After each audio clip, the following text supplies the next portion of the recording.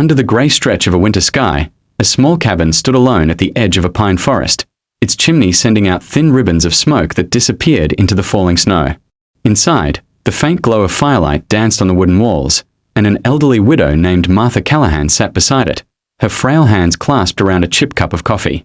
She had lived through 80 winters, and each one seemed to whisper that she would not survive the next. But this one felt colder than any before. Since her husband's death, the cabin had been a place of silence, broken only by the crackle of the fire and the howling of the wind outside. It was a cruel night, the kind that freezes breath in the air and makes even wolves stay hidden.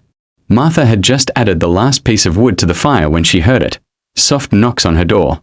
3 knocks, hesitant but desperate. Her heart jumped. No one came this far up the mountain in winter. She rose slowly, every bone in her body protesting, and shuffled toward the door. Through the frost-blurred window, she saw shadows, many of them, huddled close together. For a moment, fear gripped her heart. The old warnings about Apaches flashed through her mind, stories told by settlers about raids and revenge. But then she saw the shapes of small figures among them, children, and her heart softened instantly. When she opened the door, the cold rushed in, biting at her face, but what froze her wasn't the air, it was the sight before her. 20 Native Americans stood there, wrapped in thin blankets, their faces pale from the cold. A tall man stepped forward, his eyes dark and weary. He spoke in broken English. "We, no harm. Cold. No fire. Children." He pointed to the small figures beside him, 2 little girls clutching each other, their lips blue. Martha's fear melted into something else, pity. She had known hunger, and she had known loss. She could not turn them away, not when death stood so close behind them. "Come in," she said softly. "Quick, before you freeze." They hesitated, unsure if this fragile white-haired woman meant her words. But when she stepped aside and gestured toward the fire, the leader gave a nod, and one by one they entered. The cabin was small, barely enough room for her and a memory, but she made space.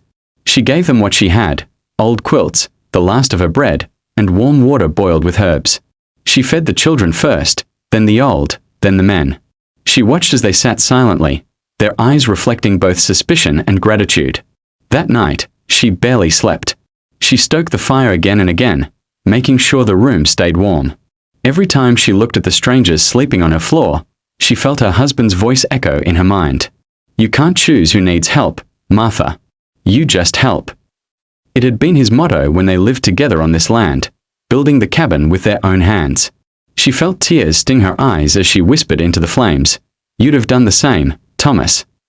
Morning came slow and quiet. The storm had passed, leaving behind a world covered in silver snow. The air was still, and for a moment, the world seemed untouched by war, by hate, by fear. When the Apaches stirred awake, Martha smiled and offered them what little she had left, dried apples, a piece of cornmeal, and the warmth of a hearth. The leader bowed his head and spoke softly, "You good woman. We remember." When they left, the cabin felt empty again, but it was a peaceful emptiness. Martha sat by the window, watching their footprints fade into the white distance. She didn't know that her simple act of kindness was being carried farther than the wind could reach. By noon, a faint rumble began to echo through the valley. Martha thought it was thunder, strange for winter. But as the sound grew, she saw movement at the tree line. Hundreds of riders, dark figures spreading across the snow like a shadow of history itself.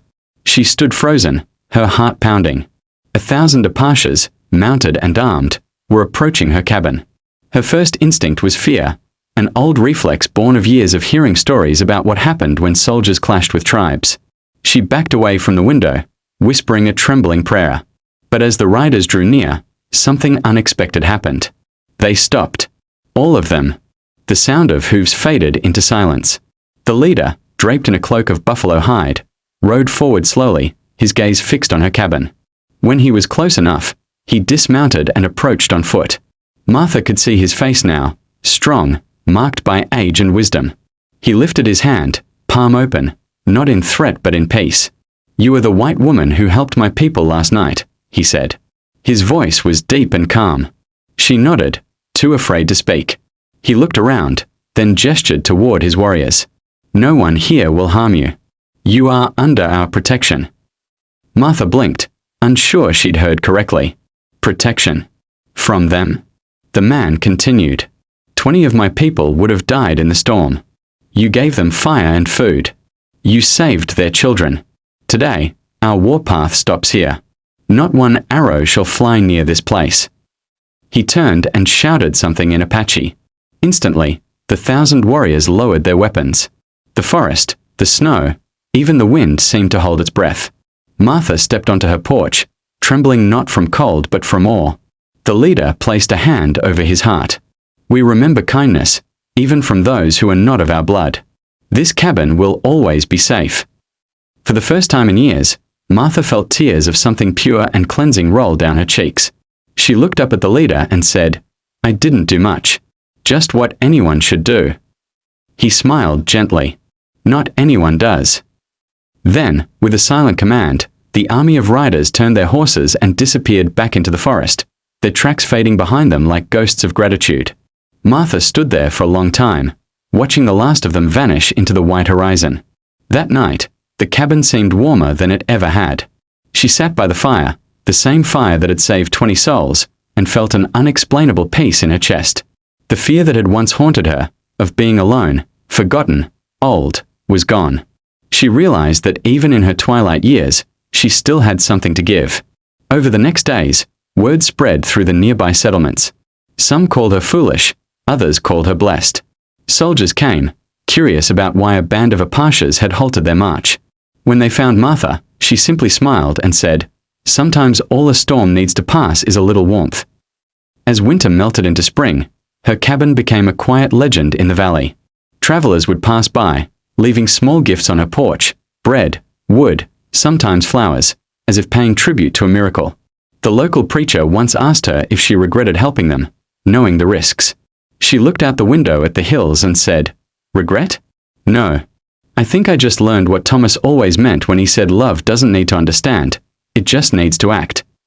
Years later, when Martha passed away in her sleep, her cabin still stood. Hunters and wanderers who found it told stories of feeling a strange warmth near the hearth, even when no fire burned. And among the Apache, the story of the white grandmother of the fire was told for generations. They said she had a heart strong enough to melt snow and stop 1,000 arrows. And somewhere in the endless silence of the mountains, where the wind carries memories more than sound, the spirit of an old widow still tends her fire, waiting, just in case someone cold and lost should ever knock again. Because sometimes, the greatest acts of courage come not from strength or youth or might, but from an old woman who refuses to let the cold win. And sometimes, kindness given in the middle of the night can warm 1,000 hearts in the morning.